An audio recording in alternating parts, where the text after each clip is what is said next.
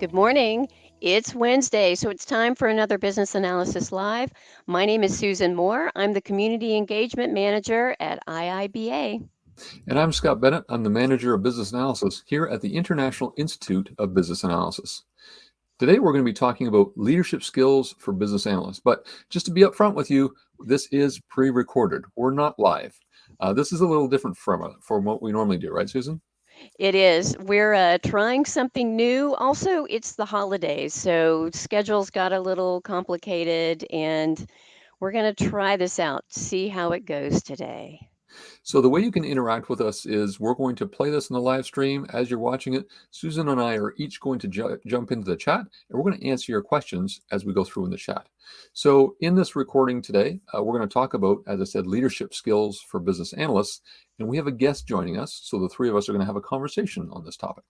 Here he is. John Reeves, there he is.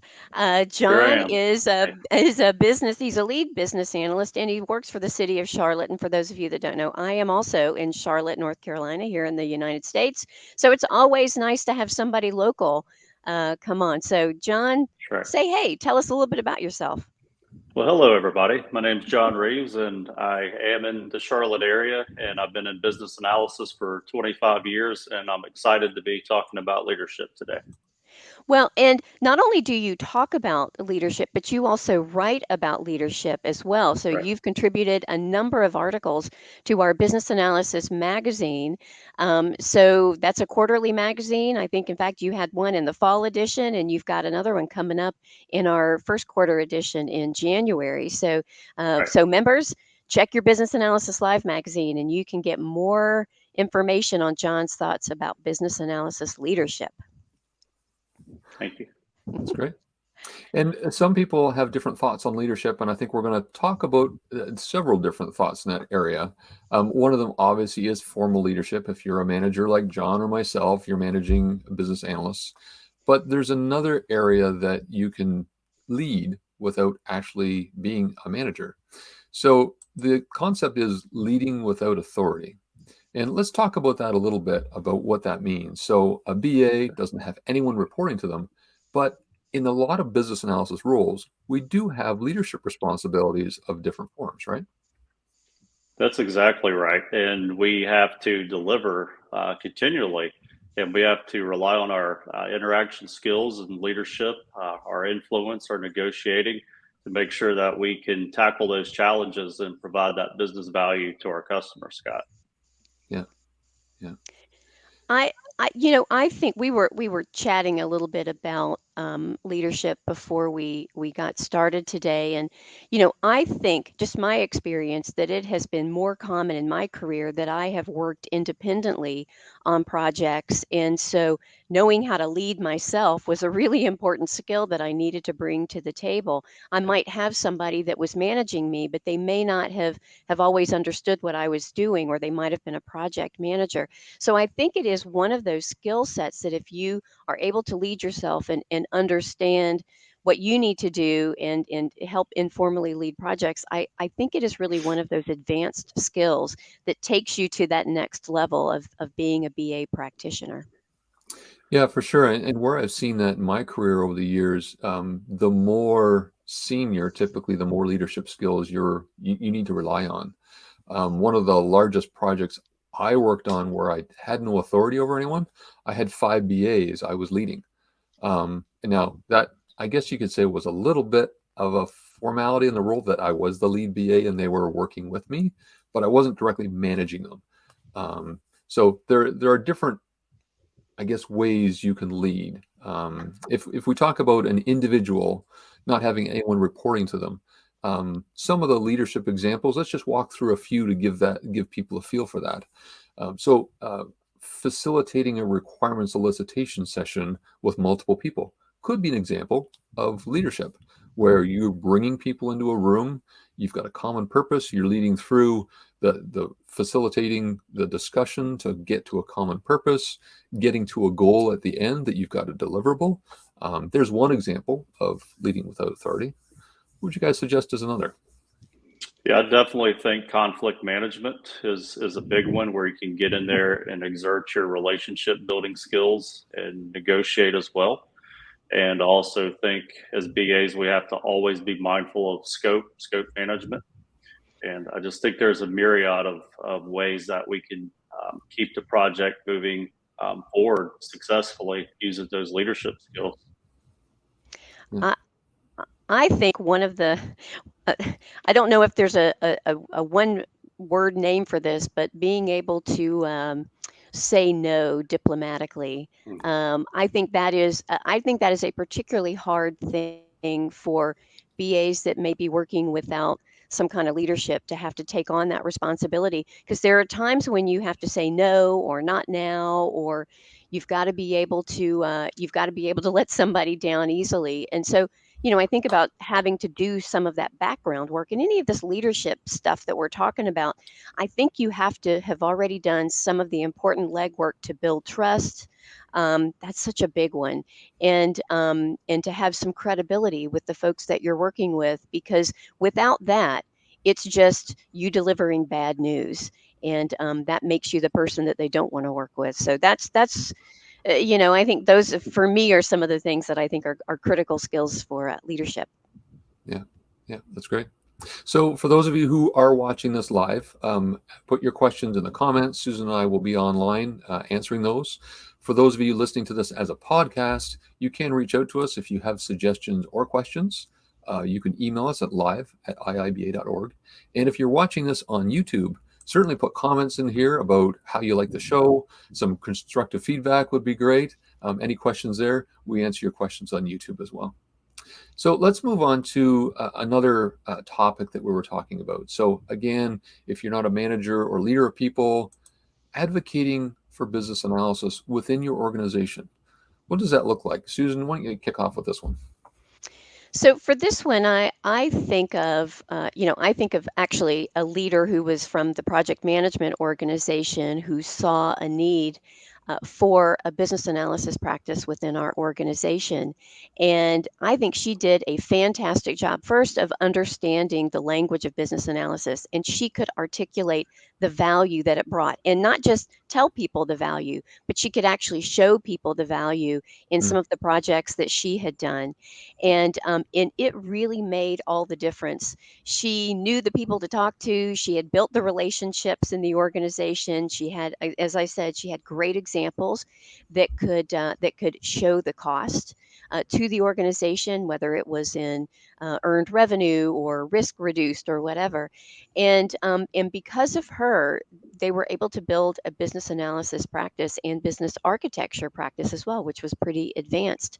So wow. it certainly greased a lot of skids for us, so that we could immediately come into a project, and everybody understood why we were there. So I think it's an important part. But we couldn't have done that without leadership, and we certainly couldn't have done that without sponsorship, visible sponsorship of what we're doing. And I think that's one of the roles that BA leaders can take on. Yeah, for Yes, sure. I agree, Susan. I believe that advocacy is very important. We've all seen the articles. Another project fails because of poor requirement solicitation. The schedule is overrun and costs are high. And as you mentioned, Susan, if you have that risk component, that helps. Why not lean on the people that do the heavy lifting, that have the analytical chops to get in there to build the rapport with the stakeholders to produce those high quality deliverables to reduce that risk and to meet the delivery deadlines? I think that's very important. You Yeah, know, and I think that's also an ongoing thing, right? If you yeah. think of it as a business case, you put it forward to get it approved. That's sort of at one point in time, but in my experience, it's almost an ongoing thing that week over week over week, as you talk and demonstrate things, you're really advocating for the type of skills that you're bringing to the table, or you can add value to the organization. I remember in my last organization I worked in. The chief technology officer made a comment in a meeting. It all starts with requirements. And I was so happy to hear that. Like, it just made my heart swell to hear someone in that position being an advocate for the value that my team was bringing. So that was great to hear.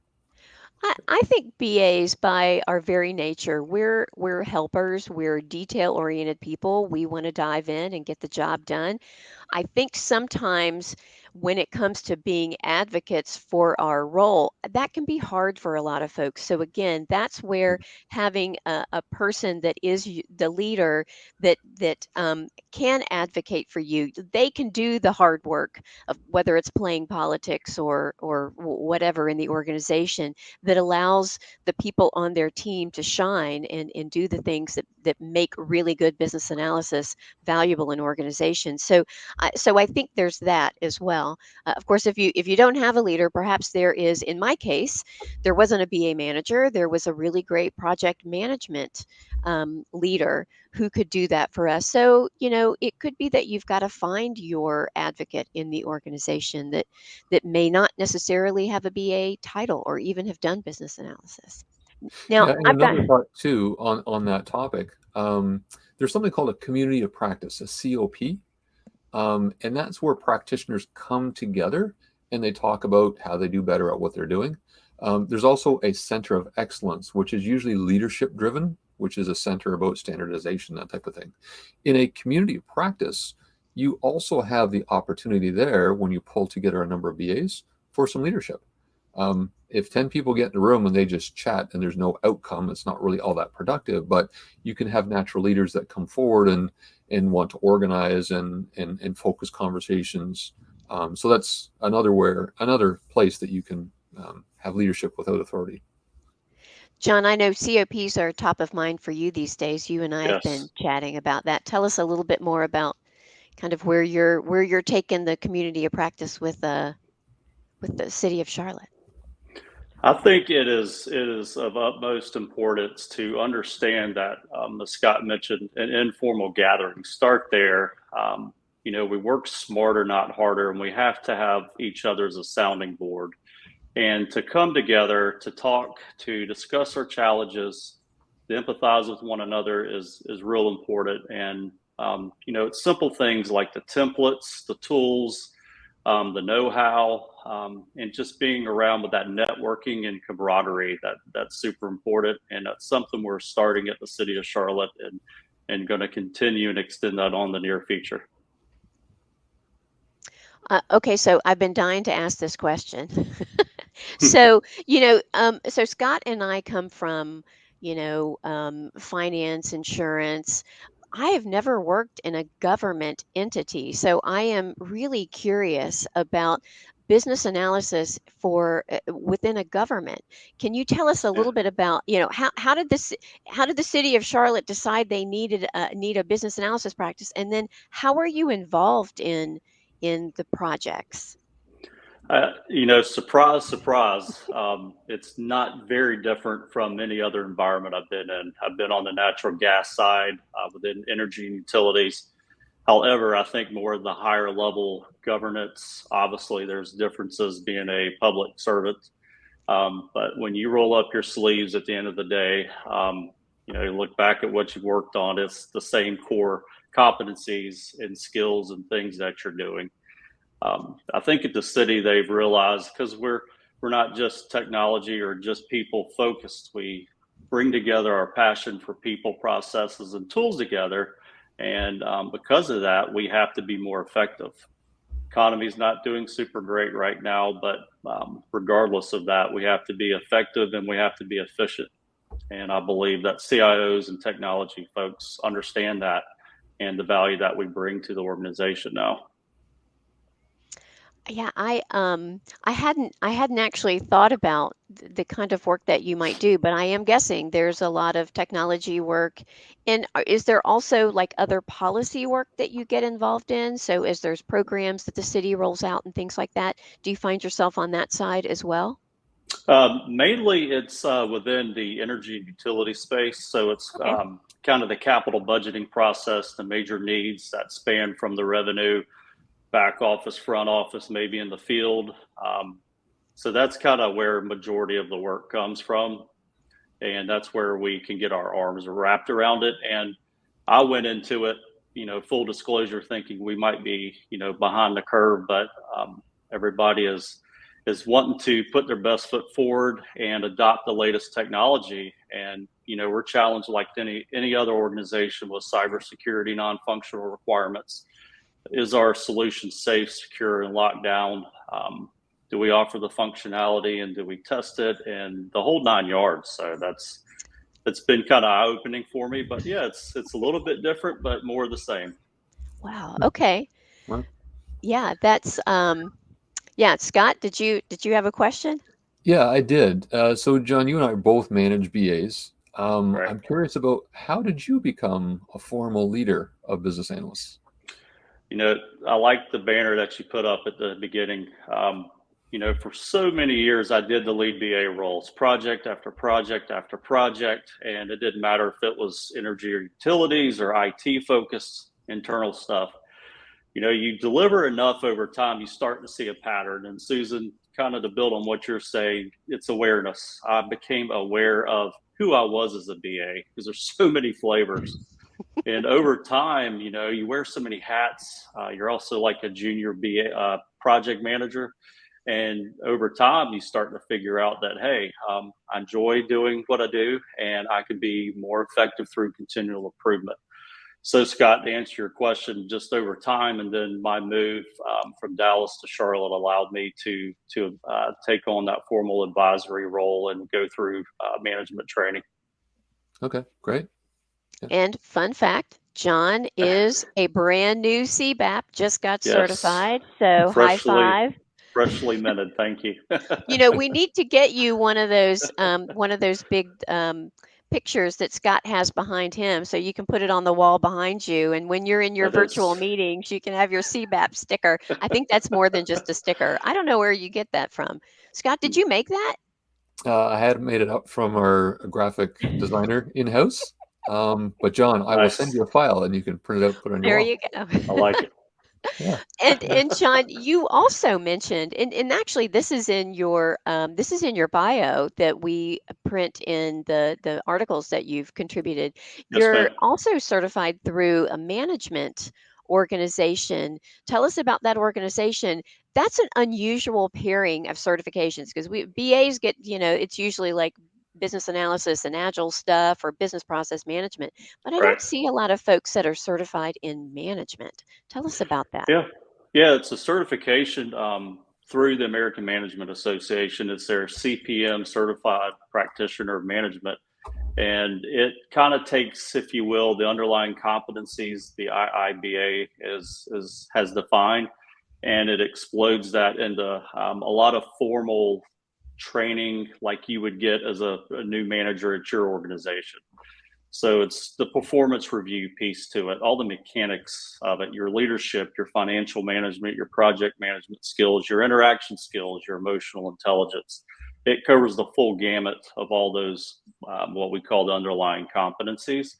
And it Wow. just allows you to understand the breadth and depth of your responsibility to lead somebody.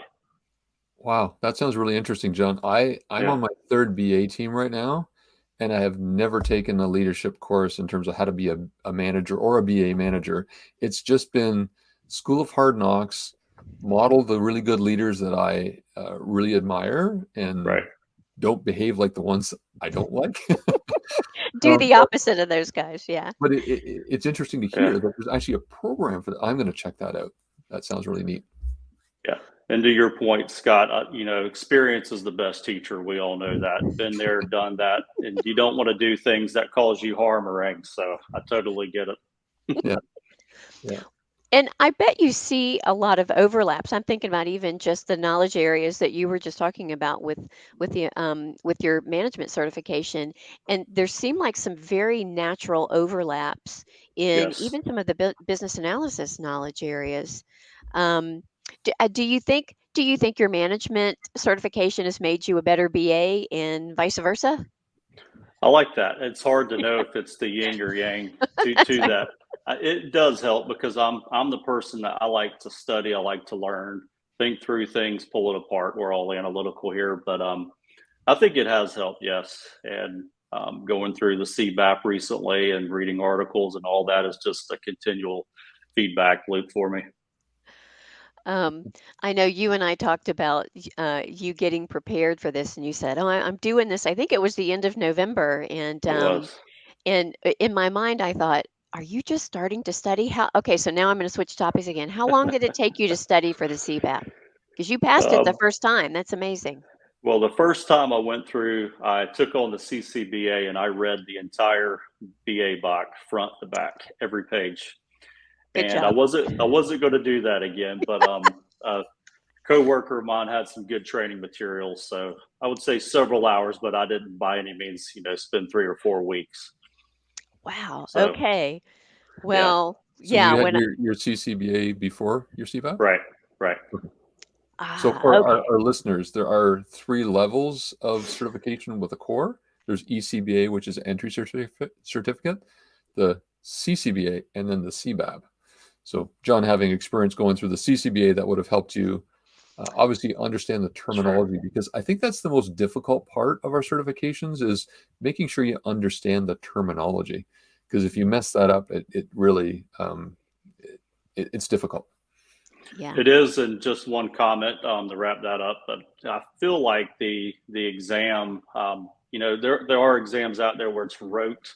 It's just regurgitating the information, memory recall. That is not the case with anything I've taken with the IIBA. So you have to have been in the trenches and been there, done that kind of deal, because it's very, very scenario based, and that's a strength of my opinion. Yeah. Yeah. Yeah, I would agree too. I mean, I am getting ready, although everything's kind of been on pause for the past couple of months, but over the holidays I plan to get back to it. You're my inspiration, John. Um, You can do so it. I hope. Emily Midgley, who was on a couple of weeks ago, she did the Product Owner Wisdom podcast, and she said to me, "It's a lifestyle." Preparing for the CBAP is what she said. It's a Yes. lifestyle, and I'm like, I'm not sure if I'm ready for this life. Um, but I've been doing this for 25 years, so who's to say I'm not ready for it? But yeah, so that's I think one of the things that is sort of to tie this back into leadership, what I have found, we all got started before the advent of like even IIBA. IIBA did not exist when all of us got our start in business analysis. No. And so much of the ways that I've learned business analysis over the years was defined by the organization I worked for. So I had some organizations where I was really more of a scribe. By the way, I didn't last long there because it wasn't very interesting. And others Yeah. had me doing things on the business side or things on the IT side. And so I think that's what is most interesting about the work that we do is that now we have a body of knowledge. And I think for those folks in leadership positions, you really, even if you've never been a BA, I think becoming acquainted with the language of business analysis can really help. And it's not Yeah. that difficult. I know that we've just recently released our updated core standard, which is like the Cliff's Notes version, or in Canada, I think you guys say the Yeah. Coles Notes version. Um, uh, but I think that's a good read for leaders who may not have business analysis backgrounds. Yeah, I Yeah. think that's a really good call out, because those that are not familiar with business analysis that are in leadership roles are at a disadvantage if they don't understand the basics. One of the most difficult things that I have found transitioning on taking a new team is gaining people's trust. So it's critical as a leader that you gain people's trust. Well, if you really don't have a grasp on what people do and why they're doing it, you could really have a hard time building up that credibility. You might be a wonderful person, but if you're not supporting them in a way that they need or being able to push back on areas that are overwhelming people because you don't understand it, in my opinion, you're not going to be a very good leader. So that basic ECBA certification would be what I recommend for any leader of business analysis professionals. John, were you gonna add something to that thought Yes. about the I was going to say that the knowing the basics, as Scott said, is very imperative, I believe, and building that trust factor. And it doesn't take a super long time to come up to speed on it and to read through it and absorb it. It's the way it's presented in the BA BOC is very easy to digest and apply, and that's another strength of it. So Yeah, it's I think not having that knowledge, I think can as you were talking, Scott, I wrote down the word motivation. I said I've never had a BA manager that actually had been a BA, but they also had a real willingness to learn about what we did. And so I always thought it was a good pairing because I could teach them what I knew. I could show them what I was doing and they could ask me questions, and they were always good relationships. So I think, again, if you are a BA and you've got a leader who may not understand what you do, you know take some time with that leader to walk them through some of the things that you do, how you get involved in projects, some of the deliverables that you produce. Have them walk them through and see if they have any questions. That's a way that you can be an informal leader even if you have a leader.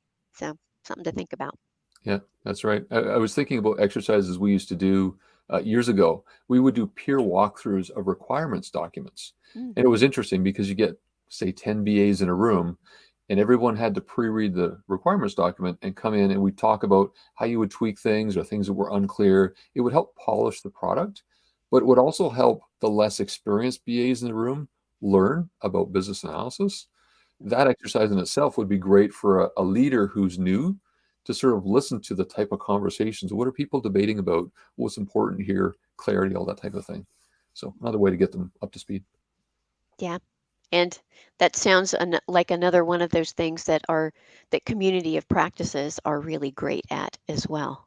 I Yes. know, to bring that back to something that John is thinking about these days. Well, all right. So let's see. So any final thoughts today on just leadership? I know that we've got folks that are joining us. This is a recording, and I know we've got folks that are joining us on LinkedIn Live. And what do you think? What kinds of questions do you think they're typing in right now? They might be asking us about leadership styles. Ooh, I'm going through my MBA program at UNC Charlotte right now, and it was interesting to kind of pull that apart. But if they happen to ask, my favorite is the servant leadership style because we do like to help, and I'm not in your face boisterous. I'm passionate, reserved, and I'll toe the line. But I think that is a very strong leadership style. Um, I think just traits that make you successful, just speaking up and obviously having the BA skills that you have that are strong and being able to communicate are at the top of the list with along with negotiating and influencing. yeah. What do you think, Scott? Do you have anything? What do you think they're asking us? Well, I was just going to comment on what John said. Just Mhm. the that leadership style, the servant leadership style, absolutely works well with business analysis professionals. I agree with that, Yes. and it's important because business analysts are very smart and thought-provoking and analytical. And if you are an authoritarian type of leader, it's not going to work well with that group No. um, because they're independent thinkers. You Mhm. really need to support the group and remove the roadblocks for them. So I totally agree with that, John. I think that's dead on. What would people be asking? How do I get into leadership? So some people might Mm. say, how do I transition into the job? John alluded to it earlier, being a BA lead on projects, large projects, proving yourself in that environment, being able to lead other people and motivate people. Motivation is a big part of it, is a way to get into it. But I also want to answer that question from the opposite direction too. If I'm a senior BA, do I have to be a leader manager? And no, you don't. Yeah. There, there used to be this idea that you had to climb the corporate ladder. But I've realized over many years of experience that some people are really good at what they're doing and they love doing what they're doing. And if you were to put them into a leadership role, they might not be successful or might not be happy.